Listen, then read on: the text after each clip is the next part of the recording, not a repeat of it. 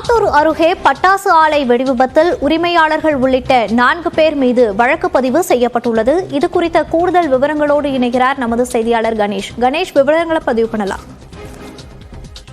மோனிஷா, விருதுநகர் மாவட்டம் சாத்தூர் அருகே அப்பையநாயக்கன்பட்டி பகுதியில் பாலாஜி என்பவருக்கு சொந்தமான பட்டாசு ஆலையில் இன்று காலை பயங்கர வெடிவிபத்து ஏற்பட்டது. இந்த வெடிவிபத்தில் 6 தொழிலாளர்கள் சம்பவ இடத்திலேயே உடல் கருகி உயிரிழந்திருக்கிறார்கள். மேலும் 2 தொழிலாளர்கள் பலத்த தீக்காயத்துடன் மருத்துவமனைகளில் அனுமதிக்கப்பட்டு தற்போது சிகிச்சை பெற்று வருகிறார்கள்.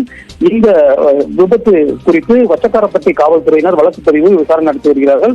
குறிப்பாக ஆலையினுடைய உரிமையாளர்களான பாலாஜி மற்றும் சசிபாலன், அதே போல ஆலையினுடைய மேலாளர் தாஸ் பிரகாஷ் உள்ளிட்ட 4 பேர் மீது அஜாக்கிரதையாக செயல்பட்டு உயிரிழப்பு ஏற்படுத்தியது, உரிய பாதுகாப்பு இன்றி தொழிலாளர்களை பணியில் ஈடுபடுத்தியது உள்ளிட்ட 5 பிரிவுகளின் கீழ் வழக்கு பதிவு செய்து தற்போது வச்சக்காரப்பட்டி போலீசார் இந்த வழக்கு பதிவு செய்யப்பட்டிருக்கக்கூடிய 4 பேரையும் தேடி வருகிறார்கள். குறிப்பாக இந்த விபத்து முதல்கட்ட விசாரணையில் ரசாயன மூலப்பொருட்களை அஜாக்கிரதையாக கையாண்டு வெடிவிபத்து ஏற்பட்டதற்கான காரணம் என முதல்கட்ட விசாரணையில் தெரிய வந்திருக்கக்கூடிய நிலையில்தான் தற்போது காவல்துறையினர் இந்த வழக்கு பதிவானது செய்யப்பட்டு அந்த சம்பந்தப்பட்ட நபர்களை தேடி வருகிறார்கள்.